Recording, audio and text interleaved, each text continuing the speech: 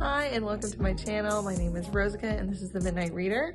Today I thought I'd film a quick sort of video. I wanted to show you the near final form of my little book nook that I have created in my bedroom. So I wanted to kind of show you what it looks like. It's not finished, obviously. There's some decorations and stuff I still want to put up.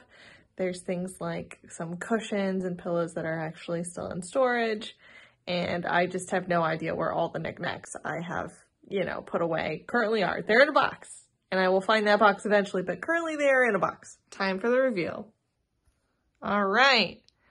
So this is my little book nook area. So it's just in a little corner of my bedroom. It's not finished, but my shelves are mostly organized. And then I have a lot of little paintings and stuff set up. This is a really cute wicker outdoor set that I used to have sitting in my green room, but I decided to just reuse here. I refinished it myself. It used to be kind of grungy and I repainted the whole thing, resealed the whole thing. I have some paintings here. This was my pretty tropical paint by numbers that I made. I painted both of these paintings kind of like based on other art that I saw online. That is of course Baymax from Big Hero 6. Who I love and adore because he is a superhero nurse. He is perhaps my favorite superhero. And then I have a beautiful sort of psychedelic cow.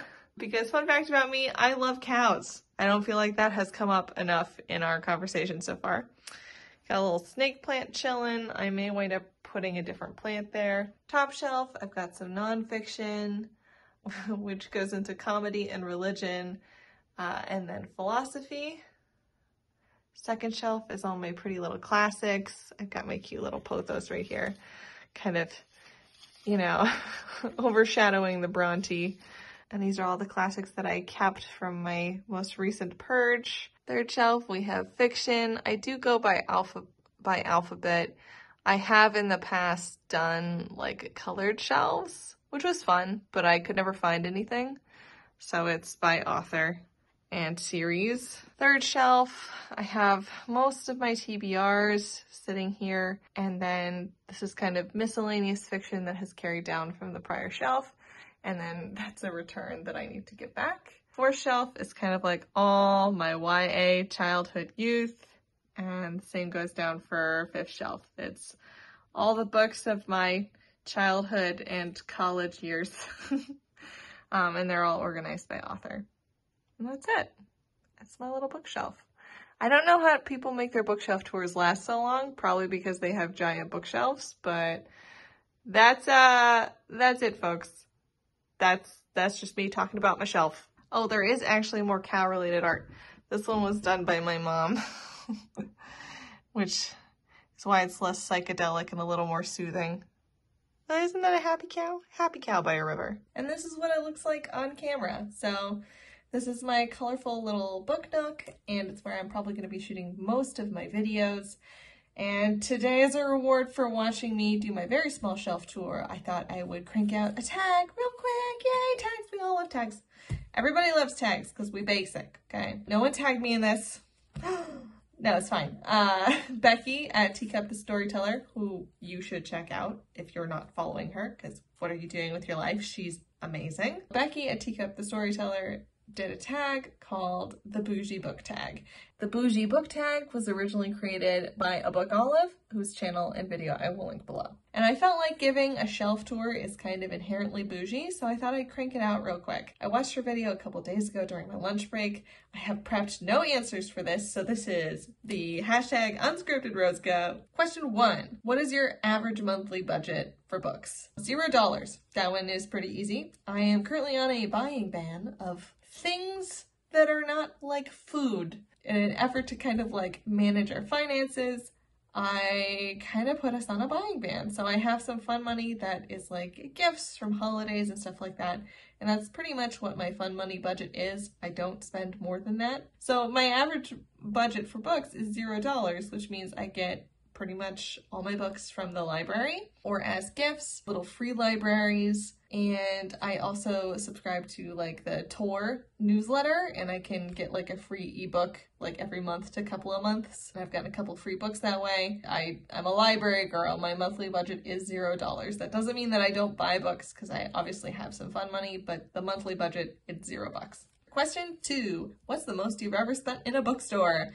Probably in the $100 to $150 range, and that would have been like for a Christmas shopping spree. I do have quite a few readers in my immediate family, so if I'm in a Barnes & Noble and I can buy stuff for other people, God knows I'm going to. Question 3, are you willing to pay full price for a brand new release, or will you wait until you have a coupon or there's a sale? If I am buying a book with my small amount of fun money, or before I was on my buying ban, yes, I would pay full price for a book. Because what I'm really paying for is like that crisp, minty ass edition, and to not have to buy it later and think about it later. It's so I can just buy it now.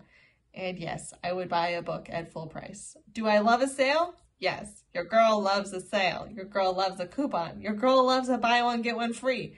But I'm not going to wait if it's a book I've really wanted, and I'm there. Question 4, would you rather buy one new book or several less expensive used copies? It depends. Probably right now I'd prefer to just buy the one new book, because despite the fact that I do go to little libraries, I don't do it very often because I need less stuff in my life. I need less things that I have to carry around and unpack and move. I move a lot. I just moved. Packing books is so not fun, so I would prefer to just have the one book that I really want as opposed to like 3 or 4 copies of things that are used and just not the best. It's not that common for me to actually read paper books anymore. I do the bulk of my reading on audiobook and e-reader. I don't know how you get a used copy of like an ebook, but if that was available, I would be all over that. Question 5, what do you think is a reasonable price for a new hardback book, a paperback, or an ebook? It occurs to me that this tag is completely only about buying books so far, and I don't buy books right now. So when I bought books, a reasonable price for like a new hardback, I mean, they go anywhere from like $20 to $30. Do I think that's too expensive? Kind of, I do. I wish they were cheaper, but I think that's the price range, $9.99 to like $15.99 for a paperback. And I would really, really like to pay $9.99. An ebook, I've never purchased an ebook. I have only gotten them through the library. I have no context for ebook prices. Are ebooks cheaper than paperbacks? I'd hope so, right? I feel like they should be. I feel like they're hopefully like cheaper to produce. Maybe half. Maybe I would pay like $5 for an ebook. I don't know if that's what ebooks cost. Please don't use these as references for things. Question 6, is a signed book more valuable to you? How about a first edition? Yes and no. So if I got a book signed by an author, like I went to an event, that would make that book more meaningful to me. So the only signed books I have are by John Green. They were all pre-signed. So like I signed up for the pre-order, so all my John Green books were pre-signed. They weren't signed in person, although I have been to some of their events. That doesn't necessarily make them more valuable to me. But if I went in person to like have an author sign my book, I think that would be more sentimental to me. I have a very good friend, hi Rachel, who went to Brandon Sanderson's like signing events and got books signed by him. And I think those are like very meaningful for her. And I wish I had gone to a Brandon Sanderson signing event. Is a first edition more valuable to me? No. I have no monetarily, at least I don't think I have any monetarily valuable books. I know that matters to some people. It just doesn't matter to me personally. Aha! At last we have a question that is not about purchasing books.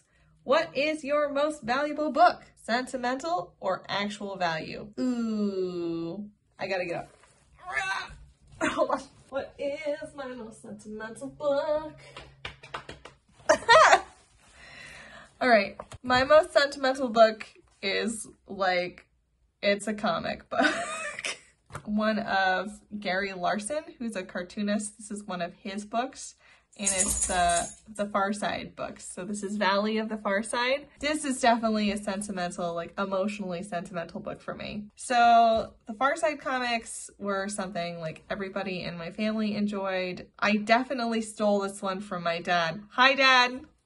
Sorry, Dad. But he has like 10, okay? I just wanted one. He's a humorist. They're very funny. You've probably like seen his art style in cartoons before. They're just essentially like one-page cartoons, sometimes even just one frame. So like this one is a man who's clearly jumped out of an airplane, and his parachute is not a parachute, it's a piano. The second smaller parachute is also not a parachute, it's an anchor. And it says, Murray didn't feel the first pangs of real panic until he pulled the emergency cord, which is the anchor. They're just silly little cartoons, but I loved these books growing up. I think they're endlessly humorous. This, for example, is a comic on how birds see the world, which is just every person and dog with a target on the top of their being. So this is my most sentimental book. I did steal it. It's probably fine. I don't think Dad's gonna be too mad. I think he knows I have this. And he has visited. And I know my father, he could have stolen this back if he really wanted to, so I think it's probably fine. Question 8, will you pay more for a cover or edition that you like better? Again, I'm not paying for books. Okay, but the reality is that absolutely yes. When I do purchase books, I am going to get the cover that I want, okay? Because the reality is that I have a bookshelf that's mostly full of books that I like but don't love, because a lot of the books that I love I have not read in physical hard copy. I have read them on audiobook or e-reader. So if I have the chance to add a physical book to my bookshelf, I'm gonna have it with the prettiest effing cover possible. Question 9, what physical characteristics does a good quality book have? It has to have like a good paperweight. Becky from Teacup the Storyteller made a really good point that on some books, like, you really have to break the spines to be able to read the book properly, because the margins are too small, and if you don't kind of smash the spine, you actually can't read the writing that's the closest to the inside of the spine. So not that. I actually like reading paperbacks more than hardbacks. So if it's got like good floppiness, like good flop, so it's like really easy and comfortable to read, and you're not like having to like fucking crank the shit out of it to like get in there, read your book. So yeah, something that's comfortable to read, the font's not too small, and then none of that tissue paper, like paper quality, okay? Like I want a decent page. And maybe this is gonna be like a hot commentary, but I don't mind a deckled edge. I think they're kind of bougie, and this is the Bougie Book Tag, and sometimes I like a deckled edge. Just saying. Question 10. If you won the lottery, what bookish things would you do with the money? So the good person answer is to like improve your local library. I would probably try to be a good person and like invest in my community in a literary way, but hopefully I would save a little bit of the money over so I could be kind of a gremlin. And what I would do is I would change my personal book collection to reflect the books that I actually love, because in all honesty, I'm not going to do that. I'm not going to get rid of the books that I have to replace them with books I've already read and I'm likely never to read again, even though I love them. So I'm not going to do that. But if I won the lottery, maybe I'd be less of a good person, and therefore I could, waste my time and money on this bullshit. And bonus question, give us an image, actual or mental, of your dream home library. Excuse me a lot, just scroll through my Pinterest. I have 2 pictures. The first one is kind of like a bookshelf mixed with plants, which is very much my vibe. I very much enjoy like bright, airy, but also like very warm situations of books mixed with plants. And then if I had the chance to kind of tuck away a cute little library, I would want this other picture, picture number 2, which is just kind of like tall French doors opening on like this gorgeous, like tall ceilinged, tall shelf library. If I could throw a ladder in there, I wouldn't be mad about it. That's all I'm saying. Maybe I don't even really need the library. Maybe I just want a rolling ladder. I'm not sure. So that was the Bougie Book Tag. Hope you enjoyed the tag video as well as the quick tour of my shelves. But yeah, I have a lot of fun videos coming up that I'm excited to share with you guys. So again, as always, thanks for watching. I hope you enjoyed the video. Please like and subscribe, and I'll see you next week. I almost forgot. I'm not tagging anyone specifically in this video. If you want to do the tag, please do. I've been tagging a lot of people recently, and I'd like very much not to annoy the crap out of them. So if you watch this video and you'd like to do the tag, please do leave me a comment so I can come over and watch your videos too. All right? Cool!